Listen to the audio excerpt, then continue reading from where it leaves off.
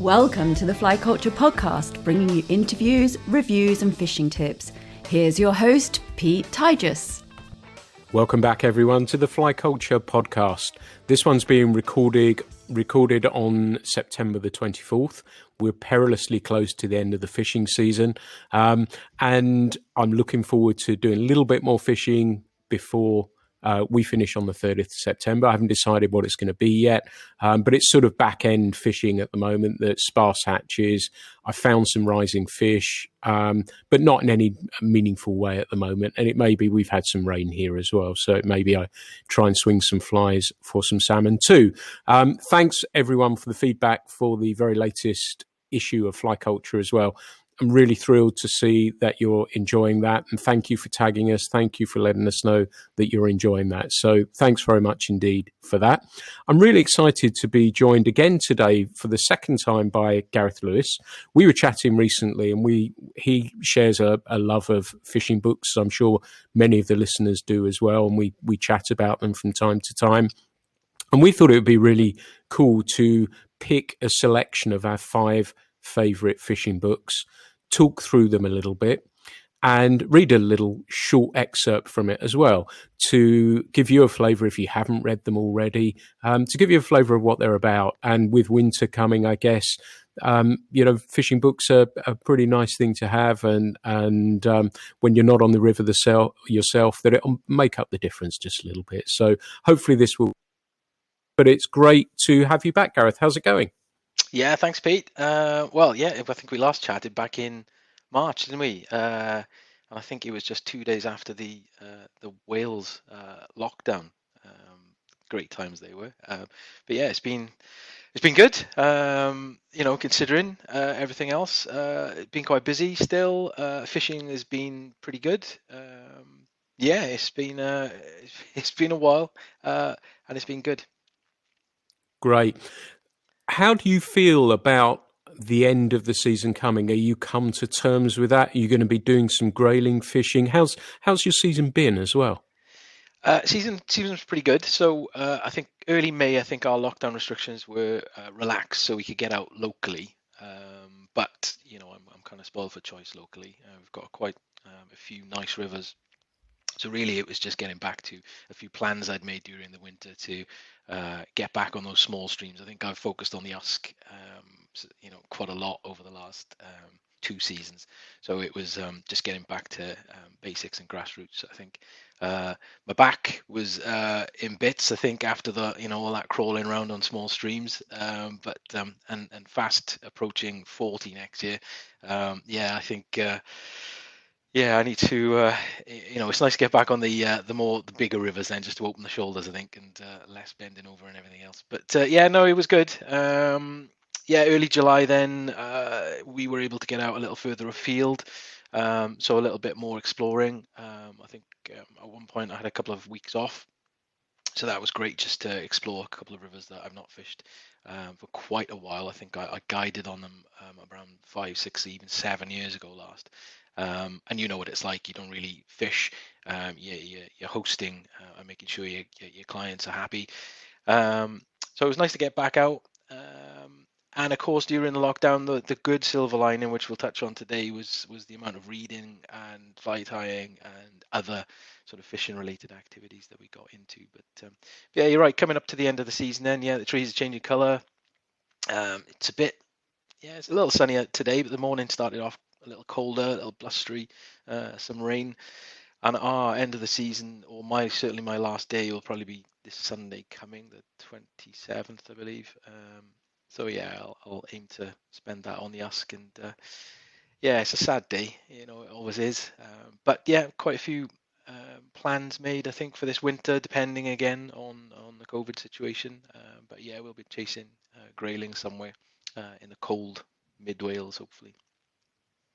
Fantastic. I know we were talking off mic, and I was saying to you that I seem to feel okay about it being end of season because I'm not guiding anymore. So I've managed to do a lot more fishing, and I've almost not had my fill, because I never will, but I'm pretty okay with it at the moment. And like you say, and I think in the previous podcast we did, that you'd said you'd not done so much grayling and we're planning to do a little bit more of that. And I'm kind of looking forward to that. And particularly with grayling, I love the part of it, certainly from my point of view, that there's a breakfast with friends beforehand, COVID allowing it, and we sit down, we chat for a while and drink coffee and eat unhealthy food, and really that is part of it as well. And it may end up an hour or two on the river, and that's fine by me. It's just a segment of it, really. The fishing is that happy byproduct of it. So it'll be really interesting to see how that goes. I think I've got one more salmon in me. I don't think it's going to happen. We've tried really, really hard, but no joys on that front. But we'll keep going. But one of the interesting things I wanted to ask you was that I've noticed your social media posts of late, and also the article you wrote in issue 8 of Fly Culture, and more that sort of ties in, I guess, with what I was just saying, that you're looking at fishing as a whole, not the end product of catching that fish and everything else, and quite reflective. And like you mentioned there about end of season, the trees are changing colour, all of those things. Do you sense do you sense there is a little bit of a change, that the fishing's moving away from here's the great big fish type thing, this is what it's about, to it's about a broader range of things, the experiences and everything to go with that? Do you sense that? I've certainly have with your social media posts. So I really wanted to ask you that. I think so. Yeah. I like a bit of, and we'll certainly come on to this today, really. I mean, the books that I've chosen are more around the adventure side. Yeah. So yes, they're heavily relate to fishing, but at the same time, like you say, the grip and grin. Here's a fish I caught today. The fish. It's nice to see that fish, but it's also nice to be taken through the story of how that how that person got to that fish. Was it a tricky sort of cast? Was it underneath the overhanging sort of branch? It's just be a bit more flavoursome with the wording. And it's like tying flies, isn't it? I mean, you materials that you tie together, then why shouldn't be a short little blog post or even 140 word letter sort of Twitter post be sort of tied together. So instead of the fur and feather, we've got some words that are tied together to make that lovely looking end product. So yeah, it's just being a bit more romantic about the whole thing, I think, and being taken through that journey with that poster, whether it be on social media or within a book. So yeah, it's just about enjoying that experience with the author, I suppose.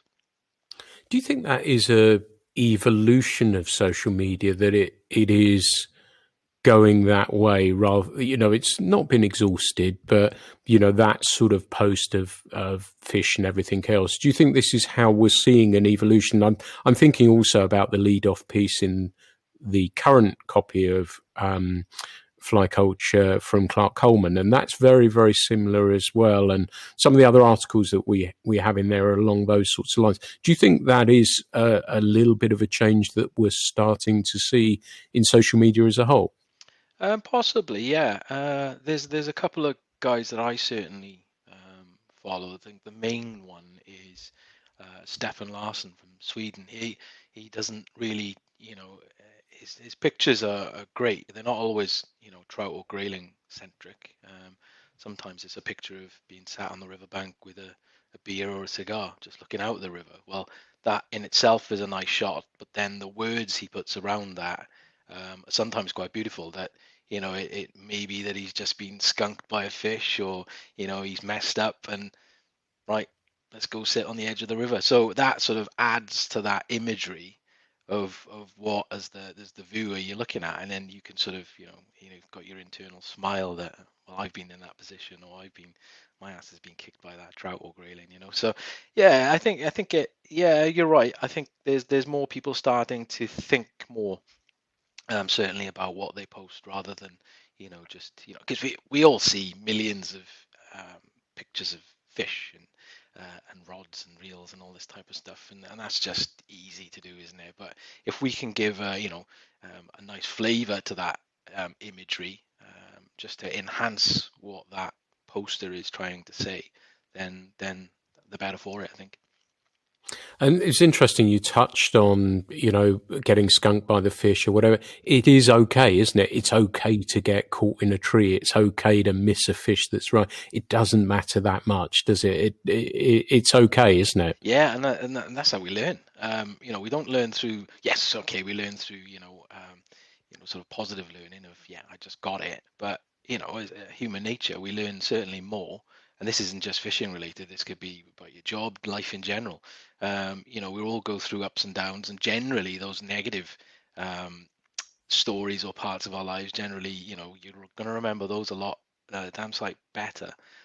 So if you're going to lose a fish of a lifetime for a specific reason, the knot could have blown or whatever, then you're going to make sure that knot is tied every single time going forward. So yeah, absolutely.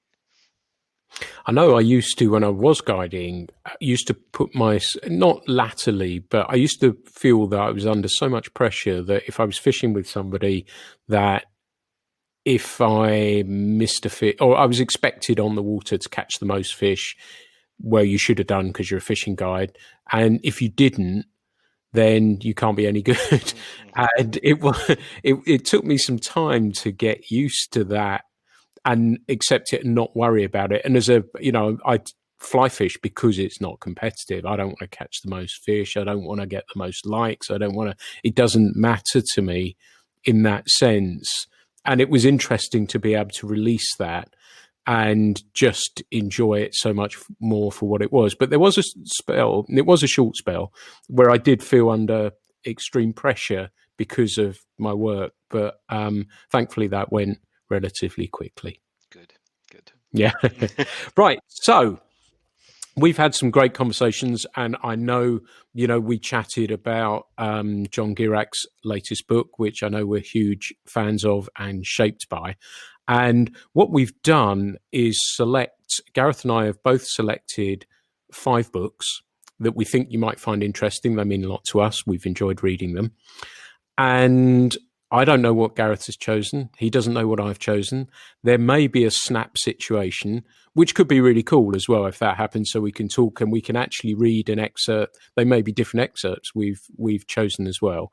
So hopefully you're going to find this really, really interesting. I'm really looking forward to this one and hearing a little bit about Gareth's choices. We said if we'd chosen the Girac book, we'd probably argue over which one we were going to do. But I suspect I've steered clear of that just from a safety point of view, and I suspect you probably have too. So if we lead off with you, Gareth, you choose the first one. Tell us the first one that you've chosen, and we'll chat a little bit about it, and then perhaps you can read us a little bit from it too. Yeah, of course. So this one is by an author that just kind of makes me laugh. So this one is Trout Magic by Robert Traver, or that was his pen name, wasn't it? So I think he was John Volker, I want to say. So yeah, quite an old book actually. This, I think it was initially released in 1974. Strangely, there's a bit of a theme with my books. They're kind of all old apart from one. But yeah, so Trout Magic, I think Traver is one of the big names up there. Obviously a noted lawyer back in his day. I think and from the Upper Peninsula of Michigan. So lots of great fishing in and around, and lots of hunting. So I think that's where his stories sort of tie into. But there always seems to be some sort of funny, sort of light-hearted item within each of his short essays. Considering he worked for the Supreme Court of Michigan, he was always sort of, either checking his watch or looking at the clock for when he could get out and fish with sort of his strange buddies that would always add some sort of comedy to the stories. But again, brilliant sort of light-hearted stories. They've got a lot of sentiment about some of them. That there's some other stuff going on beneath the surface, or in his head at that time. But yeah, just brilliant. So he's either sort of stumbling up sort of lakes, beaver ponds, rivers, run-ins with bears and things like that. So yeah, absolutely. Trout Magic, brilliant. And if I can cheat a little and also kind of add Trout Madness, which was from 1960, then the two of them are just brilliant reads. Do you think because of his job that those books were sort of a bit of a release or an escape from his everyday life to be able to talk about something that he loved so much? Yeah, it's got to be, I think, isn't it? I think, well, from an outsider looking in, the world of law strikes me as a little drab. God, and this is coming from a guy in IT. It's got to be very black and white, very rule based. God, yeah. Well, there you go. Quite like IT. It's just a mirror world.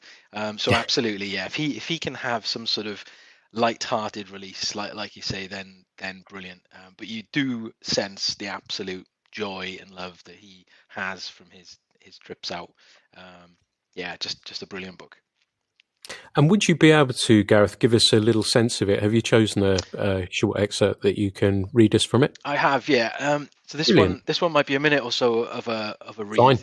But this is actually called The Testament of a Fisherman, and it's a short that actually started the book even before sort of any sort of preface or any sort of chapter one. So yeah, Testament of a Fisherman, and this kind of sums up. I think a lot of us, when we first read this, kind of hit home about what fishing sort of means to us. It's not necessarily the fish. So I fish because I love to, because I love the environment where trout are found, which are invariably beautiful, and hate the environs where crowds of people are found, which are invariably ugly. Because of all the television commercials, cocktail parties, and assorted social posturing, I thus escape, because in a world where most men seem to spend their lives doing things they hate, my fishing is at once an endless source of delight and an act of small rebellion. Because trout do not lie or cheat or cannot be bought or bribed or impressed by power, but respond only to quietude and humility and endless patience. Because I suspect that men are going along this way for the last time, and I, for one, don't want to waste the trip. Because mercifully, there are no telephones on trout waters. Because only in the woods can I find solitude without loneliness. Because bourbon out of an old tin cup always tastes better out there. Because maybe one day I will catch a mermaid. And finally, not because I regard fishing as being so terribly important, but because I suspect that so many of the other concerns of men are equally unimportant and not nearly so much fun. Beautiful. That sums it up perfectly, doesn't it? About why we do it, why we go out to fish, where we choose to go, and what we hope from it. I think that's given me little goosebumps, actually. It's a beautiful piece, wasn't it? Yeah, and again, I think Trout Magic and Trout Madness, it was tough, really. I think I had to choose, Testament of a Fisherman, but there are so many. What I kind of like to do with scraps of paper and this and that, when I'm reading a book, I'll shove a little scrap of paper in a certain page where there's a nice sort of quote or extract that I like to sort of type up into a little file. And I've got reams of these little excerpts, really. So that one was kind of the obvious go-to. But with Robert Traver, there are so many sort of beautiful little excerpts like that. They just really sum up why we do it, I think. Perfect. That's a great one to kick off with. So I've got to come back with something now then. So I'm going a little bit newer, and I'm going with a book. I've got a suspicion there may be a chance that you've chosen this one, but I could be wrong. It's by Kirk Wallace Johnson, and it's called The Feather Thief. And I think it's a really fascinating book. Is this in your selection? It's not. No, you're safe. No, I had a sense it might be.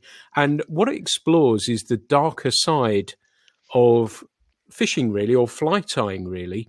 And it tells the story of Edwin Rist and how he breaks into the Natural History Museum's store centre in Tring in Hertfordshire. And what he does is steal feathers from a collection and from Alfred Wallace, who actually, I read his book about his trip that was in parallel with Darwin. He doesn't always get the same sort of publicity that Darwin did, but about natural selection and everything else. And he was out there and his life was extraordinary. And what he went through to get these feathers. There was lots of other things that he collected that went to the museum, and they were broken into. And there was a tying forum, I believe. I delved into it a little bit after I'd read the book, about people who tied, and it circles around the world of tying classic salmon flies with rare materials, and it's about how people chased down these rare materials. And he ultimately sold some of them. He was obsessed with tying these flies himself and having the right materials. But what actually happened was that he sold them, and then it was interesting how the ranks closed. They never really found out who bought all of these things, but it was kind of interesting. It was a darker side of things that I never really knew existed, but it's a really fascinating read. Really, really interesting. And it's almost like a crime thriller in some respects. And the writer goes into it in quite a bit of depth. He's a fly angler as well, which is really cool. So he sees that side of it. But I was going to read a very short section of it, and it's where Edwin starts tying and how that obsession starts. Their first instructor was a 75-year-old Princeton-educated evolutionary biology professor named George Hooper, an expert on insect life and an avid fly fisherman. He approached tying like a biologist, using head-mounted dissection magnifiers and microscopes, referring to fish by their Latin binomial names and selecting from among what seemed to Edwin like 10,000 colours of wool to fill out the bodies of his flies. Under Hooper's tutelage, Edwin tied flies and piles of them that he had no idea how to cast. He didn't even own a fly rod. He just liked the challenge of replicating what he saw in the Orvis video and in his magazines. And that, to me, was the start of the road to ruin for him, really, and how this obsession grew from there. But it's a really fascinating book and a really, really interesting one. Do you know that one, Gareth? I didn't actually. I knew that, so that's based on the true events. Is that right? Yeah, and I'd certainly heard about that. So I didn't know it was there was a book released that covered it. So yeah, that I've just added to my list. Funny enough, so there'll be a couple of purchases made this evening, I think, after this. No, that that sounds fantastic. And I think there's still quite a lot of the you mentioned there that they were never quite sure about where or who the buyers were. That would be interesting to work out. Yeah. There was all these super rare species of birds, because I believe what happened was that there was a marketplace for Victorian, Edwardian, I guess, hats that were decorated with these feathers. Yeah. From birds that were found in rare locations. And so people were buying up these hats to be able to get the feathers. And of course, that supply started to dry up. And then these came onto the market that were, in fantastic condition. And from what I remember, they were trading at ridiculous amounts of money as well. So there's a lot of money spent on it as well. So it's really, really interesting. So yeah, it's a fascinating book to read. And like I say, it shows perhaps the darker side of fly fishing that many of us don't really know exists. No, well, where there's money, there'll be theft. So yeah. So what you got next? Right. So book number 2. Right, I gotta be careful. This one was a bit of an obvious choice, but it may show on your list. So this one is A River Never Sleeps by Mr. Haig Brown. So Haig Brown's work is kind of scripture within fly fishing now, isn't it? I think I was quite late to this one. I sort of only picked up certainly A River Never Sleeps. Was it last year? But I hadn't actually read it until the start of lockdown. So again, we were talking about silver linings of lockdown and everything else earlier on off mic. So yeah, this one obviously again another old book, bit of an old boy again. Was Roderick, born 1908, and I think, was he Dorset? I want to say. I think it was. I think it was. Yeah. Yes, I think so. I'm not 100% sure, but I think so. Yeah, I know he was sort of down south, and then obviously spent a lot of his days in British Columbia, didn't he?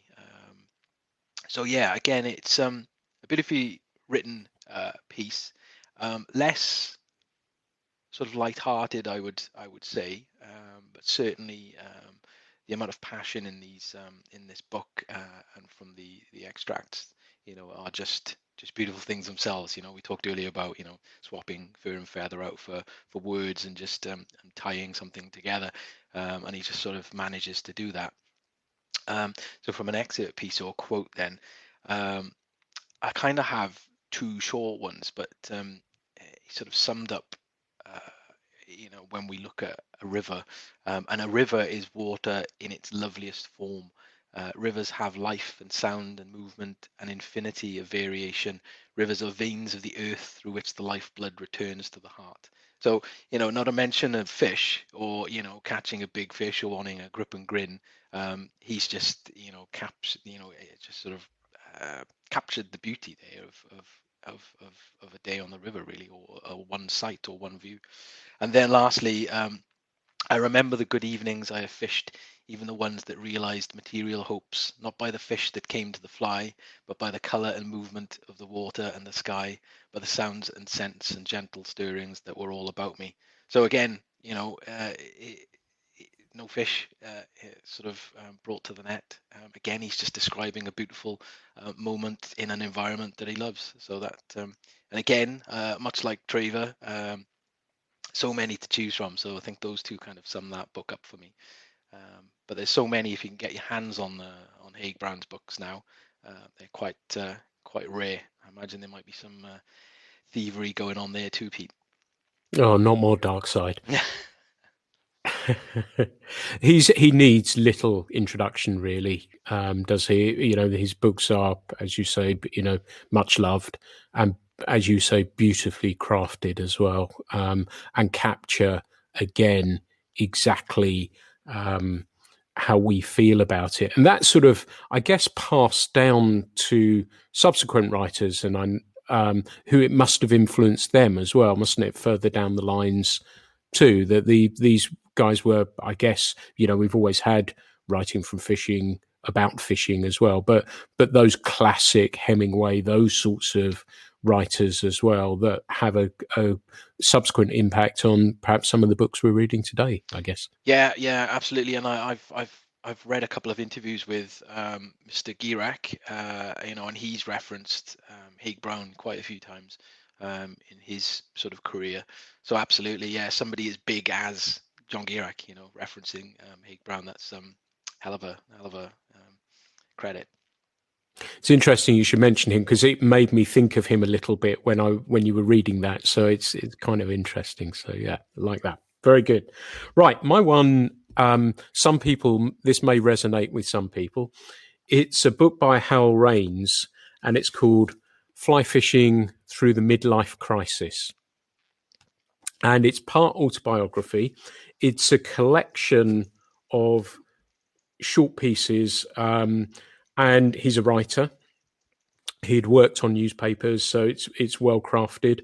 And I think he has won a Pulitzer Prize as well for his writing as well. So really, really interesting, American-based story. But it is about, I guess, realizing your mortality and realizing you're getting a little bit older. But it's wittily written as well. It's amusing as well. And as you said that you're approaching 40, this seems quite appropriate then, Gareth. It's a short bit called The Black Dog. In 1983, I turned 40 and directed my attention to the question of why the sadness of the streaker was upon me. It was not a big sadness, but it was there, even with 200 people in the house. Everyone at the party admired the present that Susan had secretly prepared, a photograph album entitled 40 Years of Fishing. The first page was a picture of me and 20 crappies from South Sauty. Succeeding pages showed me holding large dead fish all over Alabama, Florida, and Louisiana. As you flip through the pages, the fish grew larger, and I grew older. There were pictures of Jerry and me with fish, and the boys and me with fish. I was touched by the gesture. A great deal of work had gone into the album, but I was oppressed by the message it held for me alone.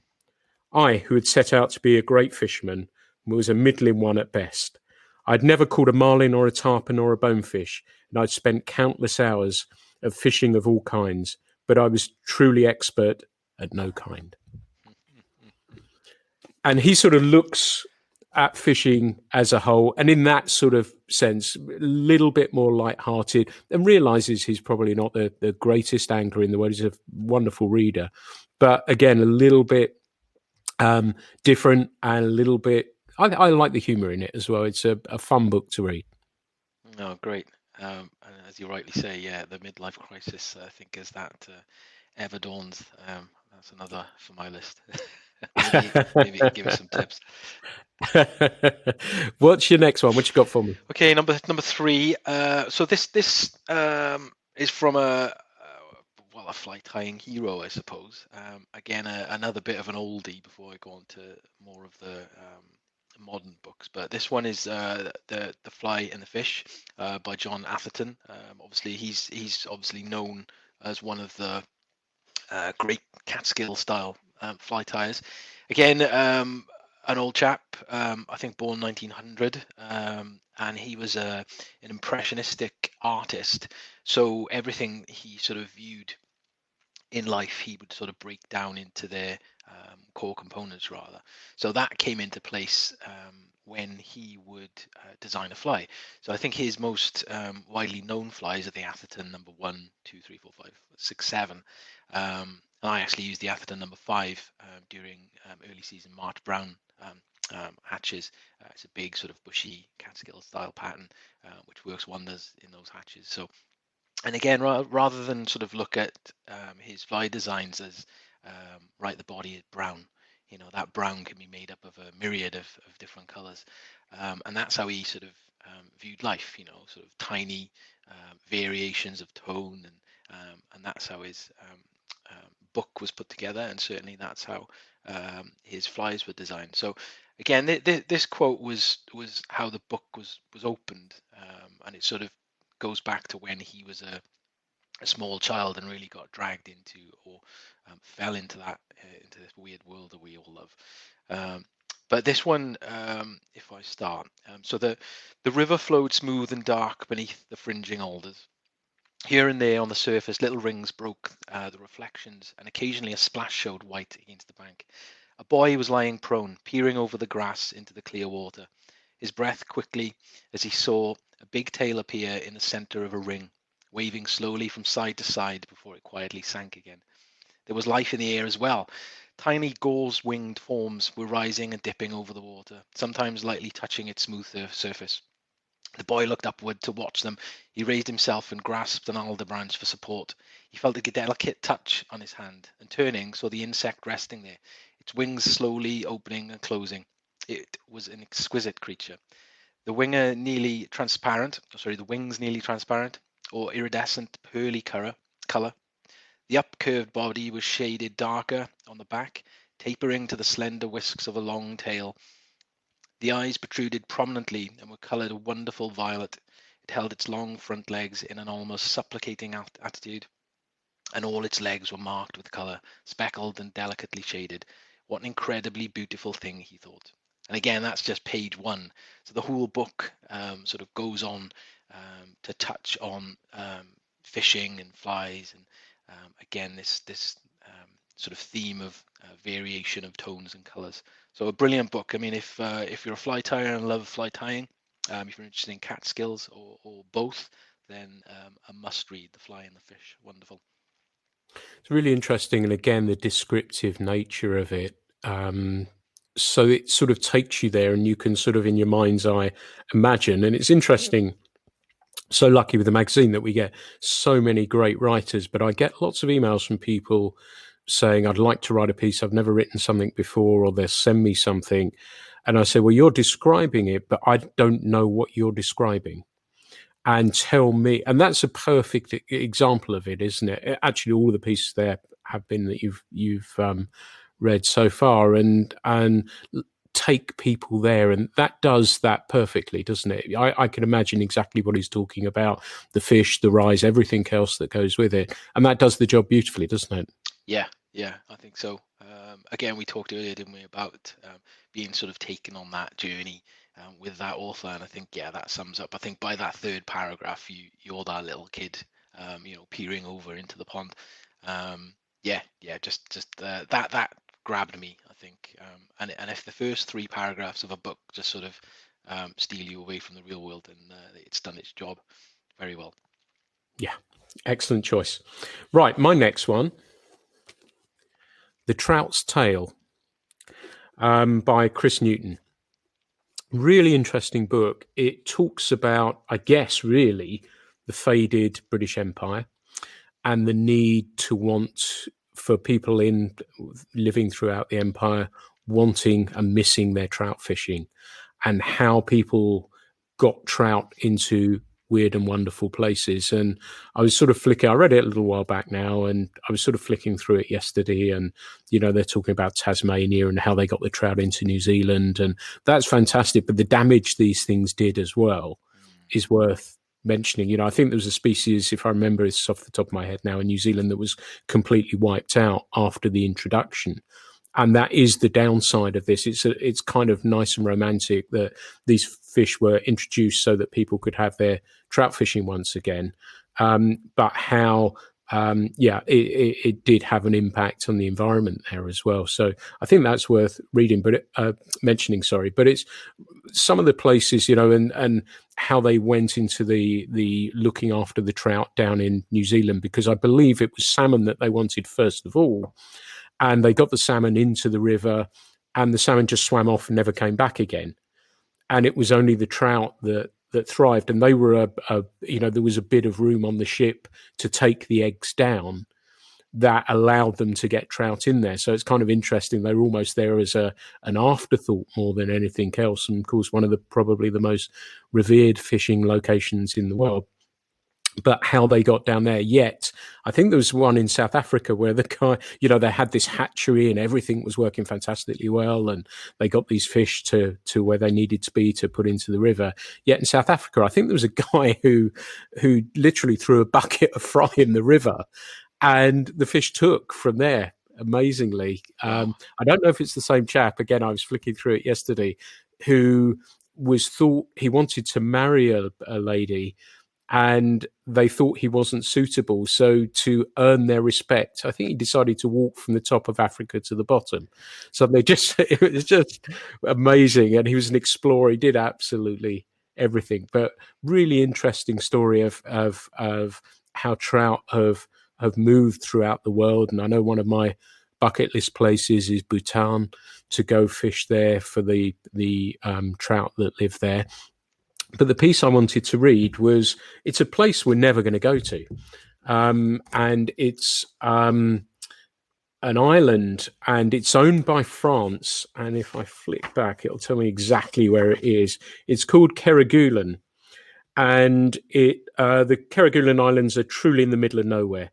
They line the remote wastes of the South Indian Ocean, 2,500 miles from the coast of South Africa to the northwest, and about the same distance from Australia to the east. The nearest continent is Antarctica, 1,200 miles away. And it is run as a research outpost. And so you can't ever visit there. No one can ever go there unless you work for, I think it's one of the French departments that you get. It sounds quite a inhospitable place. But they put some fish in there because there were no fish. They checked, and there were no other species living in the river. And they put some brook trout in there, which I believe were pretty keen to take a fly. But they put some trout in that went out to sea and came back as sea trout. Wow. So, yeah, and you'll get a sense of this as I read this little section from it. And this is some of the guys who work there went out looking. Some of them, they said it's so windy there that a lot of the fishing is done by spinning, simply because it's just so windy. I guess it's a flat sort of place, but a lot of it there, they get situations where they can cast fly as well. But I'm going to read a section. I'll give you a sense of what's happening there. It's one of those places I wanted to read it simply because none of us are ever going to go there. Perhaps somebody listening has worked for one of these departments, but I thought it was kind of interesting. But many times they found themselves casting into the water which had never been fished before by anyone. Indeed, they must have walked where no man had ever walked, gazing on vistas never seen by humans. A guide to the island's rivers and lakes written by a TAAF expert for the benefit of the colleagues lists river after river as non-pesh, population, unfished population unknown. We would sometimes walk 25 or 30 kilometres in a day to find a new fishing spot, carrying rifles to shoot the introduced animals we were trying to control, says Olbin. We would share our fishing places with elephants, seals and penguins. Outside Antarctica, there is nowhere in the world more remote and wild than Kerguelen. Fishing here is never comfortable. It is always cold and usually very windy. There are just a few days in the year where you might be able to cast a fly, but most of the time the wind is too strong, so we use a spinning tackle. We don't use expensive lures. You don't have to. An ordinary spinner works very well. The sea trout run to extraordinary sizes. The general run of fish, which hit the lures, measure from 45 to 60 centimetres, roughly 3 to 6 pounds, but many are very much larger. The biggest taken by any of the TAAF team so far in 2009 measured 114 centimetres, 44.9 inches, which makes it one of the biggest sea or brown trout ever caught, topped only by 2 fish recorded in a study of the Rio Grande in Patagonia. The world record brown trout taken in Michigan the same year was 3.5 centimetres shorter at 110.5 centimetres. That fish weighed 41 pounds 7 ounces.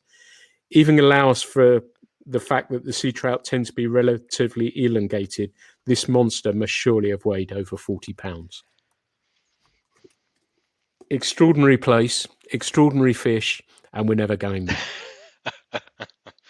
Well, we'll have to become researchers, I think, to list, maybe. I think my French, judging by how I tried to read that, I think my French needs some improvement before I start. What's next up on the list?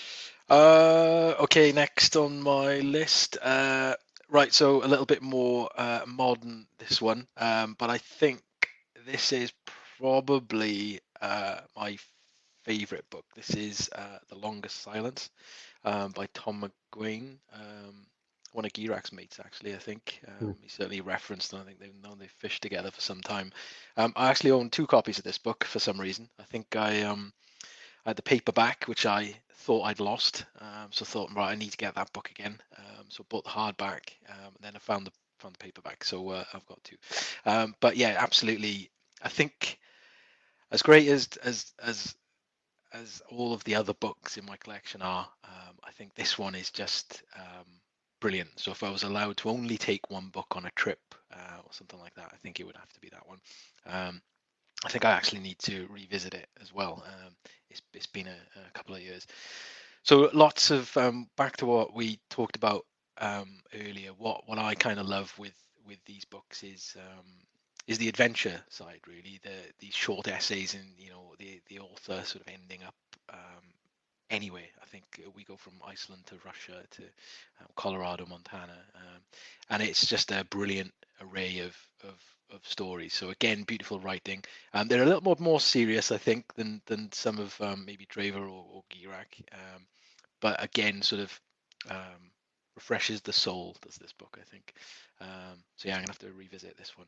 So it was tough to pull out the one quote from this, so I've got 2, if that's okay. That's absolutely fine. It's funny you should mention you got 2 copies. I have 2 as well. Oh, have you? My wife's bought it for me twice, so I've got the hardback and the paperback as well. There you go. And you obviously saw it and thought, oh yeah, he'll like that one. I've been too polite to say I've already got it. So funnily enough, I've been dipping into it again. When we had lockdown as well, I started reading it again. It's beautiful. Yeah, it is. Well, there you go. You can keep one for best, Pete, and one for trips. There you go. One will be battered and bruised, and the other in pristine condition. So, yeah, the 2 quotes then, and again, just choosing 2 was quite tough. But so let's take a look. So, but if you can find no higher ideal than out fishing your buddies, catching something big enough to stuff, or winning trophy, you have a lot of work to do before you are what Isaac Walton would call an angler. And I think that's kind of true. You see sort of the new guys come into fishing, and rightly so. It's the rite of passage. I think they want to catch a fish, then all the fish. And I think we covered this in our last podcast, didn't we? And then eventually they sort of plateau out into a sort of chilled, almost zen-like,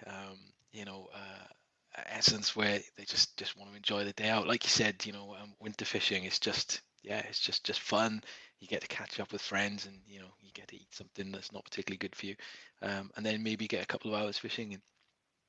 And then secondly, we have I think this one sort of rings true to a lot of people, that where people call fishing a sport. Well, a lot of us don't really see that, but the quote then is, if fly fishermen have an edge in this elaboration of soul that we resent hearing called a sport, but are too timid to call an art, it is in our willingness to deepen that experience at nearly any personal cost. I think a lot of us can relate to that. That is the reason why we tie flies, not to save money through bulk purchase of hooks and feathers. That is why some of us cannot live without the breath of varnish from the rod tube when we rig up for another holy day.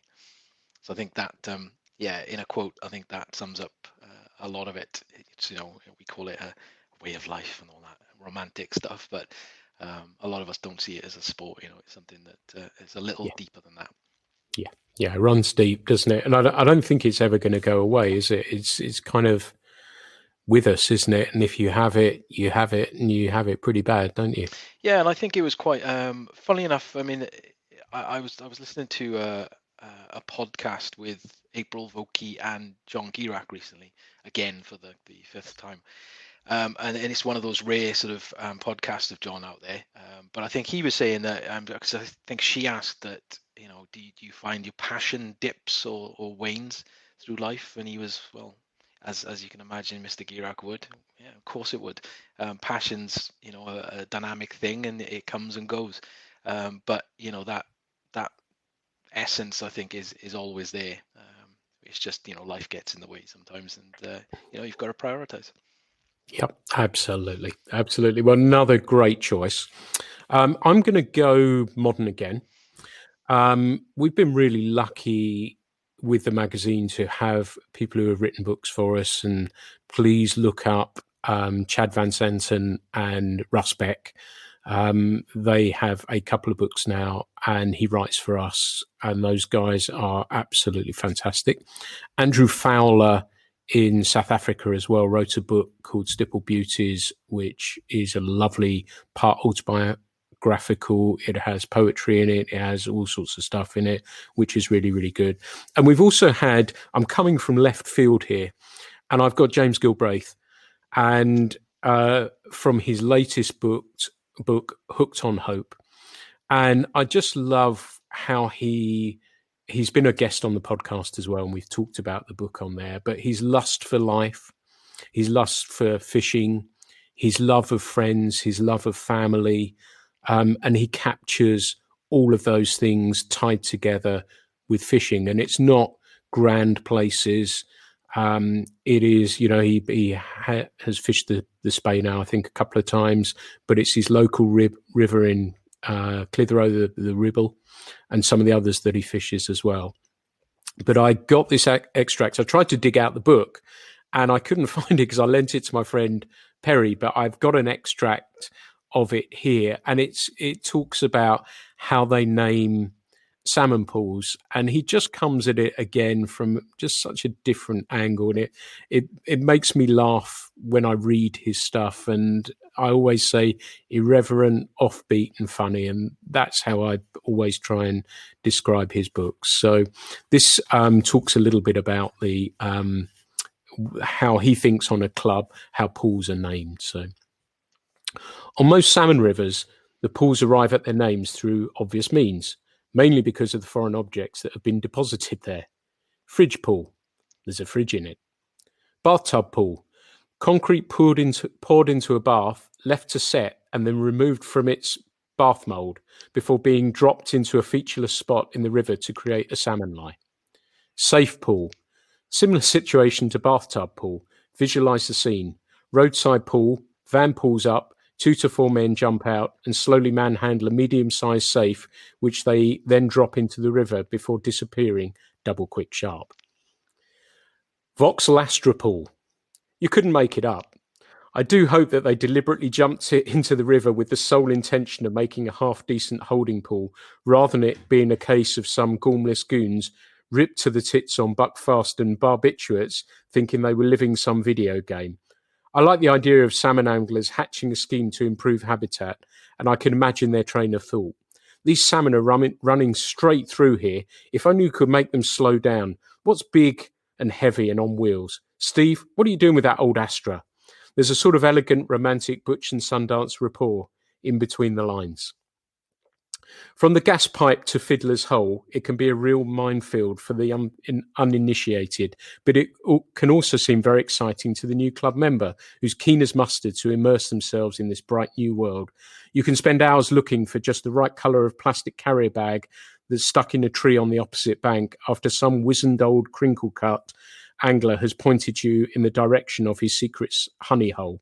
In 200 attempts, he's nabbed 2 salmon, only to find out that the names you've learned are totally different to that used by the locals. Oh yes, we locals often have many names for exactly the same spot. Sewage works, Talbots and Morts are all on the same beat of the Ribble.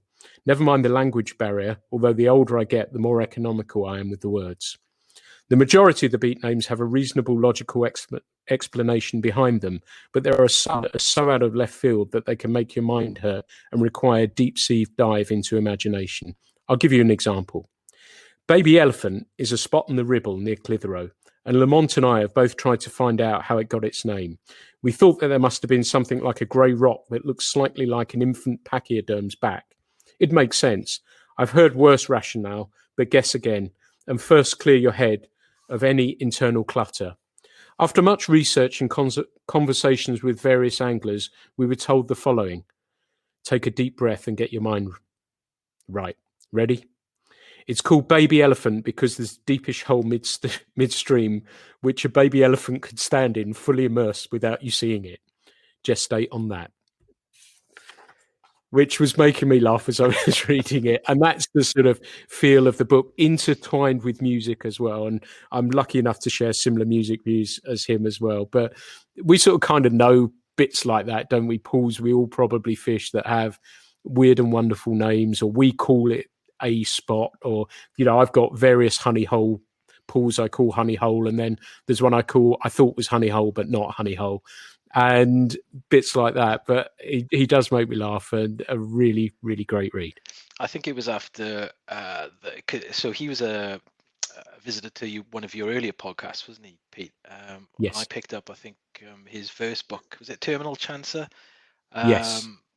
After that, and I think there was a little discussion on Twitter about it. So I picked it up, and yeah, you're right. It was such a hysterical read, and I think he mentioned in one of his books that I think he went on to win a competition following a very heavy night out. I think on well, we'll just leave it at that. Readers need to read it. But yeah, you're right. Absolutely hysterical. Wonderful book. Yeah, very contemporary. Yes. Really, really interesting, and yeah, great guy. And yeah, check the podcast I did with him a little while back now. It is a very, very amusing one too. But what have you got next? What's your next one? So this, I think, is my last one. Right. So in order to play it a little safe, I had to choose a Kirak. You knew I would. But this one is not the one. I thought I'd stay away from it. So it wasn't trout bum, but this one. So they all, for me, they tend to get better and better. And you know, and obviously they're quite relative to what we're experiencing now. I think Brexit is even mentioned in this one. So this one is the latest one, Dumb Luck and the Kindness of Strangers. Yeah, you gotta have Girak in your lives, I think. It's just so easy reading. I think each small story or short story or essay is brilliant. His adventures, his love for fishing shop dogs, they just they get better with each release. And for a 74-year-old, I believe he's pretty cool. You know, I know he coined the term trout bum, and he is just that. Sort of fishes all year, and then does his day job during the winter of just writing. And I think the fact that I find it quite funny that obviously he writes in the winter, his releases are usually early year, when he says that it's the trout season start and his publishers just want him to go on book tours, and the fishing's good, and the blue-winged olives, as he puts it, are coming off. So again, as I mentioned, Tom McGuain's mate, they fished together, they've known each other, and and written together. So quote-wise, so from this newest book, again, so many quotes really, but this one kind of hit home. It was fishing in Labrador, as he does a lot of his fishing, usually by some boat plane landing in the middle of nowhere. But so it was fishing in Labrador that finally cured me of my compulsive scorekeeping. Of course, it's an ongoing struggle. But whereas once I'd get envious when someone went on too long about how many fish they caught and how big they were, now that large dog that lives in my mind just rolls over and goes to sleep. So it kind of, it makes me chuckle, because we all know, the guys that, I caught 100 fish today and they were this big and this, and you just, okay, cool. Yeah, let's crack on. But brilliant. Yeah. Lovely. His books, and there'll be many people listening, for me have been life-changing. Yeah. I read during lockdown, I read a bunch of them, the early ones. Again, I reckon every single one of them. The latest one I've read just the once, and I'll come back to that. I think I've read every one 5 or 6 times, and I still get something out of them. And they take me to a place I like to be. And that's what I really enjoy about it. And he's obviously influenced so many of us in the way that we look at fishing, how we feel about fishing, that he probably doesn't even realize it or wouldn't want to be attributed to that as well. But I think, he is a wonderful writer, and like I say, has had a massive impact on myself, and sounds like yourself and many others, about fishing. And I think that may be where that need to catch, as you said in that piece there, need to catch big fish or numbers of fish, he just doesn't care really, does he? And I think that probably consciously or subconsciously lodges in your mind when you're fishing. Yeah, I think so. And then, well, from a sort of comedy flip side, so you mentioned that sort of perfect sum it up kind of quote there, but then again he sort of mentions that, or he references Tom McGuain, and he said, Thomas McGuain, who once said, fishing isn't really about success.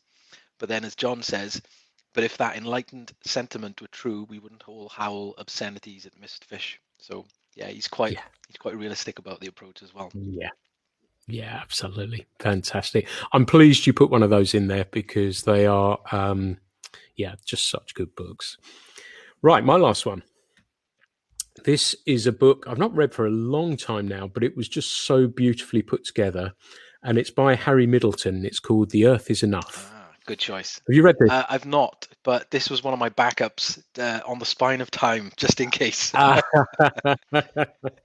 And he's a beautiful writer, isn't he? Yes. Quite. I wouldn't say different, but it's go on. It's a different storytelling power that he has, I think.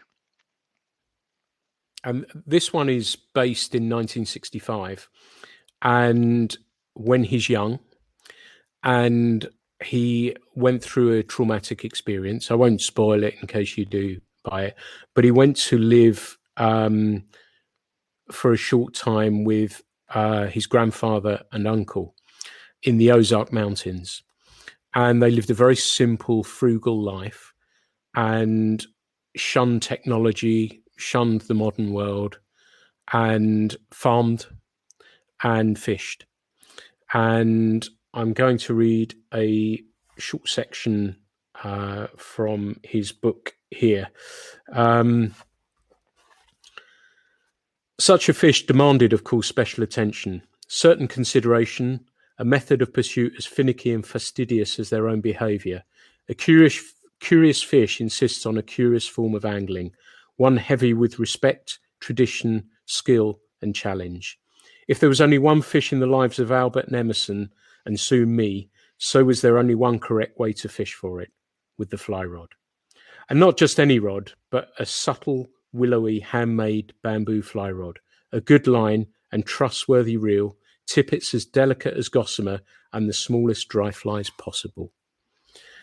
And it talks, as I said, the thread through it is fishing, but him recovering from a difficult time in their company. And of course, time moved on and things have moved on from what seemed like a simple time then. And it's quite an emotional book. It's beautifully crafted. And I would really, really recommend people, if they haven't read it already, give that one a look too. What is the other Middleton book about? So this one is On the Spine of Time, a fly fisher's journey among mountain people, streams and trout. So funny enough, I'm only halfway through this, but the initial chapters talk about his sort of trip into the mountains, and he sort of camps out rough, and he's trying to fish, but there's still sort of a heavy snowpack. It's very much, and again, another sort of adventure book, but as you rightly say, it's quite deep in how it's crafted, I think, rather than some of the other sort of more light-hearted reads. It really is. I think Middleton's books really need they're not a nighttime before bed sort of read. You need to put the time aside and really absorb them properly. But yeah, wonderful books. And are there any others that you were thinking about that you wanted to include on the list? Yes, there were three. So I've already named one of them. So On Yep. the Spine of Time, but also another two. So Ted Leeson is another favored author, and his The Habit of Rivers is a Yep. particularly Great good book. one. Yeah. And then lastly, I had to name it. Not so much a fishing book, although fishing is in it, but of course, A River Runs Through It by Norman MacLean. Again, it's a bit of a tragedy, really, as a story, isn't it? Fishing is a big part of it, but it just shows that the real sort of view of a family going through life. That none of them have all the answers. Fishing is what kind of ties them together and gives them their sort of break from life, I suppose. But even the father, being this man of God and the patriarch of the family, fails to help in some respects. And it's not a perfect world story. Some tragedies, but yeah, if I'm sure that um, a high majority of the listeners have seen the film. If you haven't, then get and see it. But first, I'd read the book if you could. They're wonderful. Great. This is interesting. We've not really chosen how-to books. I own lots of fly fishing books and how-to books, which I've really, really enjoyed. And this one probably won't appeal to you in the same way, but I think the Topher Brown Salmon Magic is just beautiful, packed with information, and is a slightly more modern look at fly fishing for salmon, which I think is great. Stephen Jones, as we both know, his book on sea trout sea trout, I think, needed an update a little bit more, and I think that's done that Certainly. really, really well. And Theo Pike's book, Trout in Dirty Places, as well.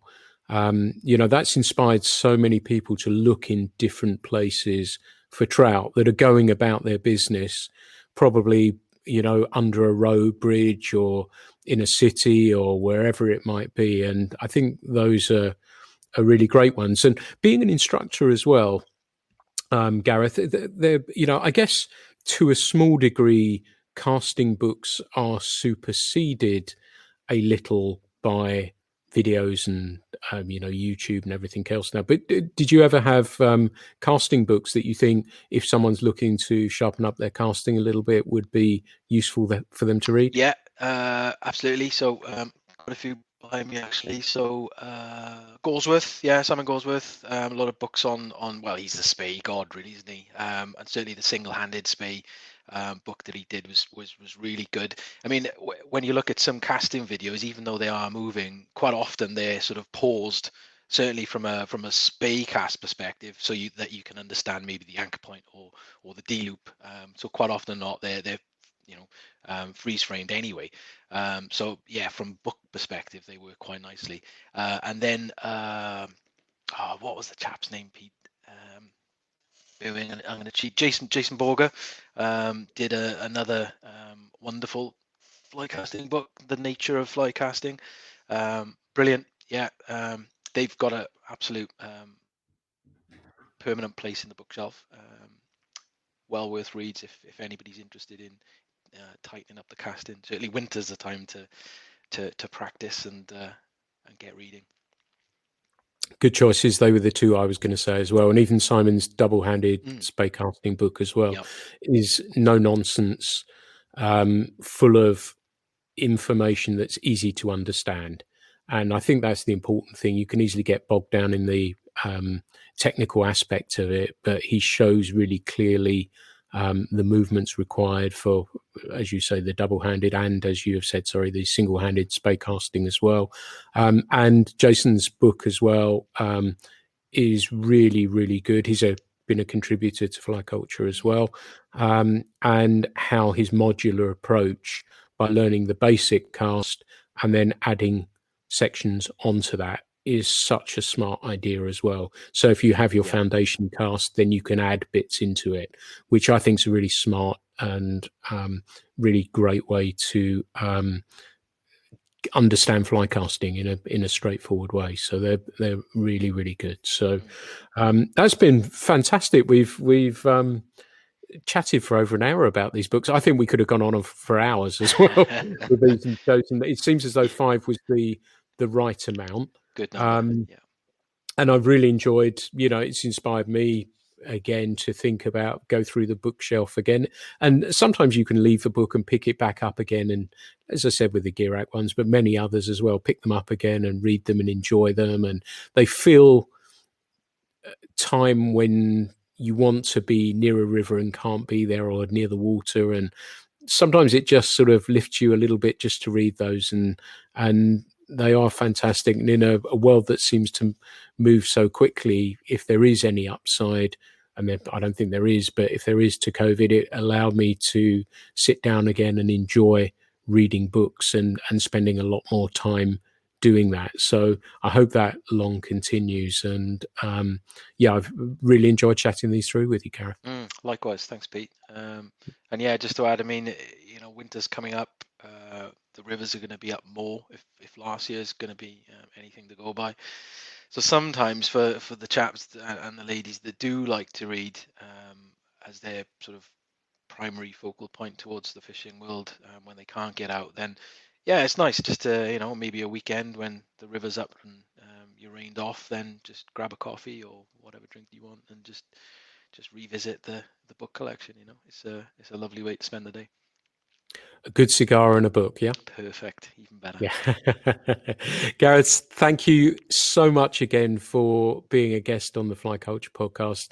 Again, I've really, really enjoyed having you along. So thank you for chatting through with me. And not an easy one to do, is it? That you got to sit and read as well. So we've done everything in one take. So it is as it is, and it's honest, and it is. And thank you so much for doing that, because I know it's a big ask. No, my absolute pleasure, Pete. And as always, thank you for having me. Fantastic. Thank you, Gareth, again. Everyone, this has been the Fly Culture podcast, a little bit different. I hope you've enjoyed this one as much as me.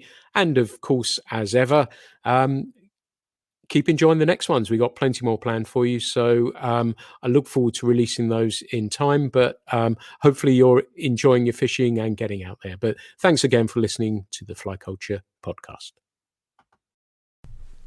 The Fly Culture podcast is brought to you in association with Fly Culture, a quarterly print magazine. For more information, please visit flyculturemag.com. You can also find Fly Culture on Instagram, Facebook and Twitter.